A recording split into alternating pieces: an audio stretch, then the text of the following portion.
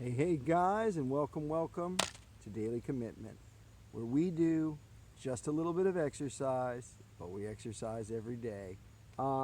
Yeah, it's rest day. I actually woke up today. I'm telling you, I felt great. Just a little bit of soreness in here with the ab muscles, a little bit of soreness here, a little soreness there. The legs weren't super sore. Everything was like actually perfect. Not even soreness. I'm gonna say I just felt a little bit tight. And I was like, wow, I feel great this morning.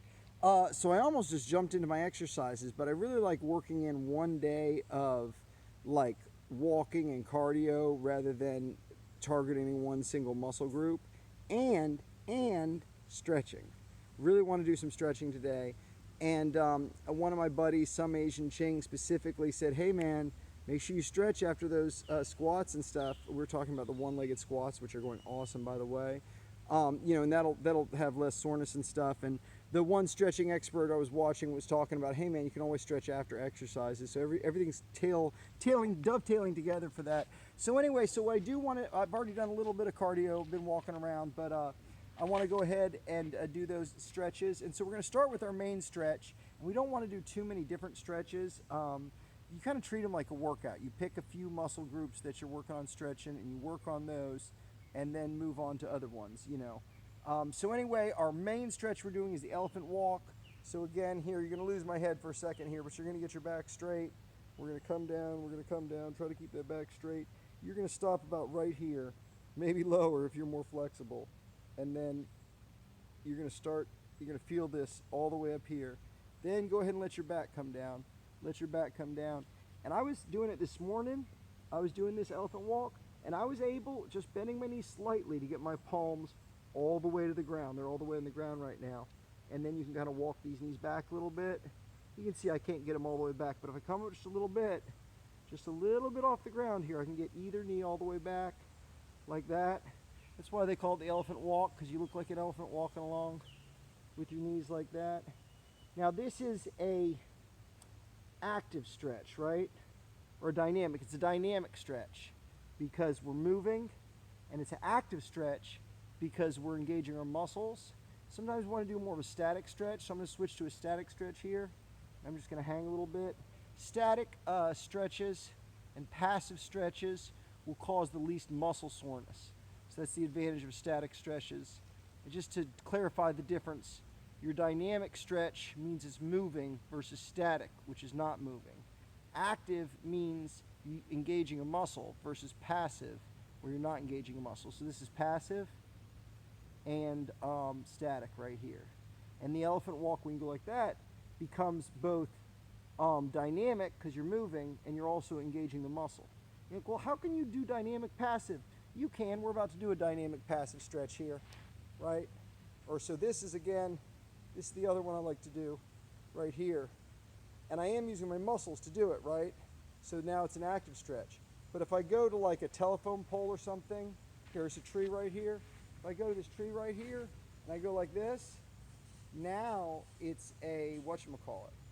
Now it's a, we got a bike rider coming by, so hold on. All right, man, how's it going?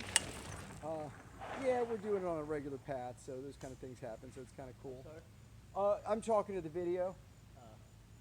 I'll sorry. Anyway, guys, you got a cool little break there. Bike rider coming by. He was asking if I was talking to him. Anyway, guys, so basically talking about the active versus the passive, and the static versus the dynamic. Here we go again. We're going to do not an active stretch because we're not engaging our muscle here, but we're doing a passive stretch. We're not engaging the muscle, but we can make it dynamic, right? Because we can actually move. I'm moving my other parts of the body. I'm not engaging this muscle, the one I'm stretching. Or you can have a friend, right, who's making it so you've got a dynamic stretch, again, that's not active. So a couple ways to do that. So anyway, we're just going to do this a little bit. Remember, about 30 seconds. Actually, I'm just going to use my muscles and do it. I like this better. I like to do it. I like to make it active here. Anyway, it's really good to have a towel. A towel is really good for this one. You come up around like this. But I'm doing it this way because I don't have a towel. That seems fine. And I wanted something to do in between my elephant stretches. So anyway, we're making this a way longer video than I thought it was going to be. Let's do another elephant walk, not elephant stretch. Anyway, so like this, really stretch those hammies, and now all the way down, or very close to all the way down. All right, so first this is passive, right? And now we're gonna make it, I'm sorry, first this is static, static and passive. It is kind of confusing, the 4 terms, but it does make sense. It's just, you gotta kind of memorize it. You're using very specific lingo, right?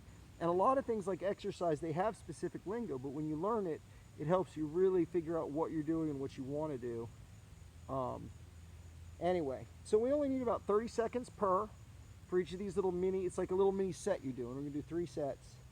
So we're gonna do this one a little bit longer. Let's switch it to just this. I'm gonna go ahead and lock my knees out and just let that weight hang. And now it's totally passive and totally passive and totally static. So we're static and we're passive here. Static and passive. A little bit longer. And that's good, we did it, okay. And we're already making big progress on that elephant walk. This, you could tell your progress a little better if you had your towel, right? Because you could see, hey, am I holding the towel a little bit further back? And each further back you hold it, will be good. But hey, we don't have our towel, man. This is a really good one. It's gonna stretch your chest muscles here. And that's really good because it can help your posture if you're used to doing this kind of thing all the time, which definitely have a tendency to do. Also, I'm doing it because that's where I had that pain right along here. And we never did determine whether it was nerve or whether that was tendon or fascia or whatever. But hey, man, it all stretches when you do this, and you're doing it real gently. Well, hopefully you're doing it gently. Hopefully you're not grabbing a tree and really pressing yourself too hard. Don't press yourself too hard on a tree, guys. I wanted to be in the camera shot, but the tree wasn't quite in the camera shot. I'm doing this one specifically. I wanted to make it a little more passive, or hopefully completely passive here, because that is the one side I'm trying to stretch a little more on. But this is great, man. And this isn't perfect how I'm doing it, but you know, the towel might be a little better. But this kind of lets you target just one spot. You could move up and down. Anyway, let's do one more elephant stretch, man. Elephant walk. I'm ready to get out of here, be done with this video, get back to walking on this beautiful day out here. All right, we're gonna come down a little more, come down a little more. Can we touch the heels? If we bend the knees, we can touch the heels. All right, we're gonna come, there we go. Let's do that elephant walk, guys. Elephant walking, man. I'm telling you, this is great because what's nice about these stretches, especially if you pick one, start with just one, it lets you feel a feeling of progress. Because I'm telling you, if you pick one and stick with it, do like 3 reps, 30 seconds, do another 2 reps, take a day off, however you want to do it. But make sure you get at least 10 reps in the week, you know. As long as you do that, you're going to see progress.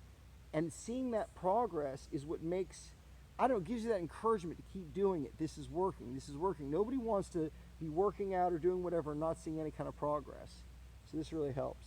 Anyway, I think that's long enough. I think I've stretched long enough. Let's end this video. Let's enjoy getting this rest of this relaxing sort of cardio stretching day. And tomorrow we'll be back at it. We'll do some pull-ups. You guys have fun. Hopefully you got some fun exercises planned.